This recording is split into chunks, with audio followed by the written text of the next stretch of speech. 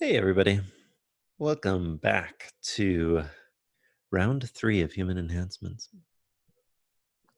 So, when last we left, we discussed what enhancement was, and we'd done a video where we talked about bioengineering and technological change and how various sides view each other.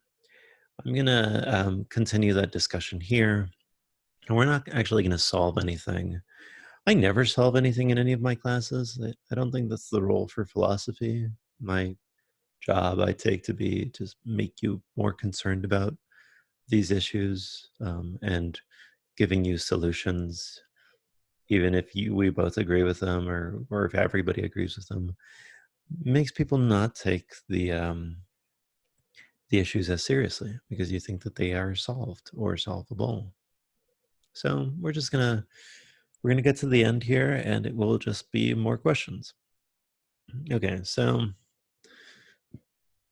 there's some distinctions here that I don't care that much about, but a true transhumanist would say something like, what we're aiming for is a genuine post-human, right? Someone that is not just augmenting some things that are natural to humans, like eyesight, like your body or your mind or whatnot, but genuinely something beyond what would be possible for any non-enhanced human, right? So uh, imagine the difference between running a 2-minute mile and a 4-minute mile, right? Like one of those is achievable by unmodified humans. You have to train, but it's achievable, and the other one isn't. Again, I don't care that much about this distinction, but it's something that transhuman advocates tend to take to be the end point of this. Um, we talked about the proactionary principle, but there's several other related values that come into play with transhumanism. And this is the top 10 list, right? Peace, security, cooperation, morphological freedom, which we'll talk about shortly. Saving well-being of all sentients, saving lives, nothing wrong intrinsically with tampering with nature. Encouraging research, pro-diversity, that is getting everybody at the table, getting smarter, admitting that you could be wrong, and then pragmatism, and engineering and entrepreneur spirit. So this tends to be the values that people that are advocating all sorts of changes uh, tend to list. And so we could start off this discussion by asking these basic questions, like what is the ideal lifetime? What is the ideal health or fitness or productivity, whatever you care about? Wealth. Would you rather be a millionaire or a billionaire? A millionaire in one, a billionaire in two, whatever. What is the ideal IQ, memory, reasoning, emotional stability or capacity, right? And you can think about it yourself and try to think about what your answer would be. My ideal lifetime would be somewhere in the order of 1,000 years. Um, health, healthier than I've ever been, probably. More productive, slightly more productive than I've been. Wealthier than I'll ever be. My IQ and memory is reasoning is fine, and I'm okay with my emotions. But yeah, Nick Bostrom argues that whenever you ask this to anybody, everybody will always say that they want more. And that's sort of the starting off point here. If we take life as we have it, a lot of people tend to be unsatisfied with one of these aspects. And if we have the capability to change it, assuming there's no other downsides, why not? So I said I was going to talk about morphological freedom, and here we go. There's an argument that we should be able to modify our bodies. Now, um, when you think about this in terms of tattoos, maybe the answer is obvious. Um, maybe as you move toward other kinds of modification, it becomes less obvious. But the idea is supposed to be, according to Sandberg, that we have these rights to life and happiness and freedom. We have our own body. We own our body.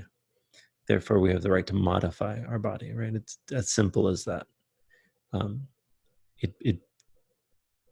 if you don't own your own body, you don't own anything.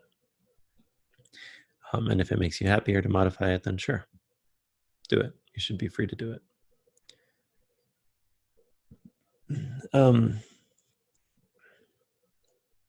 We'll talk about the objections to that in a little bit. Some people worry that this will create a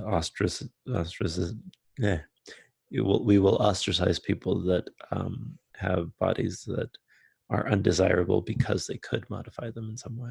But whatever. Okay. Life expansion.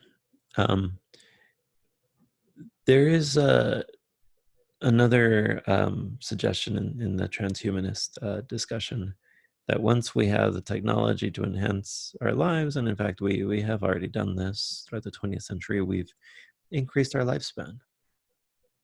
So we should just do that more, whether it's as an entire species or each individual. Here I have a cool image of the immortal jellyfish. You should look that up at some point. It's crazy. But insofar, so transhumanists say, be able to modify your life, live long, right? Those are all desirable things. So why bar them? Why prevent them?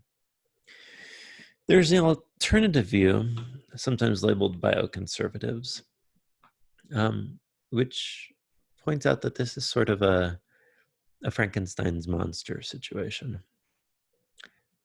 If you recall Mary Shelley's book, Frankenstein was about a creature that Victor Frankenstein creates. And I don't know why we call the creature Frankenstein's monster, because the true monster in the book was Victor Frankenstein. So really, I guess it's okay to just call this thing the Frankenstein. But the idea was Victor thought that he could modify everything that he wanted to create life from scratch, and it backfired on him horribly.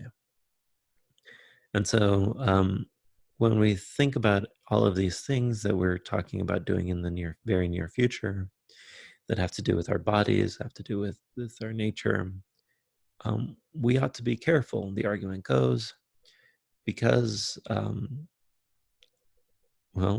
these things could end terribly.